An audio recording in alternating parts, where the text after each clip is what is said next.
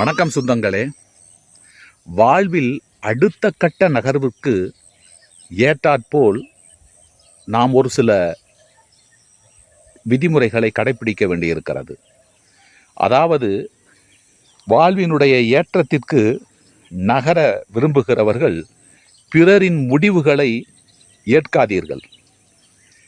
கேள்வி எழுப்பி பழகி கொள்ளுங்கள். கடந்த காலத்தில் நீங்கள் செய்த தவற்றை மறந்து விடுங்கள்.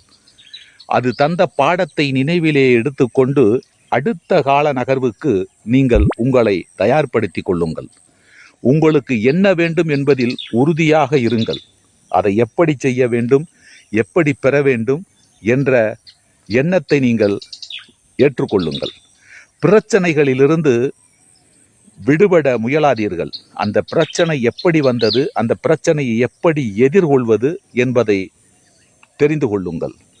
உங்கள் இலக்கை நீங்களே முடிவு செய்து அந்த இலக்குக்கு ஏற்றாற்போல் உங்களது முயற்சியினை, உங்களது நம்பிக்கையினை, உங்களது பாதையினை, உங்களது பயணத்தை நீங்கள் எடுத்து அதன் வழி நீங்கள் நடக்க கற்றுக்கொள்ளுங்கள்.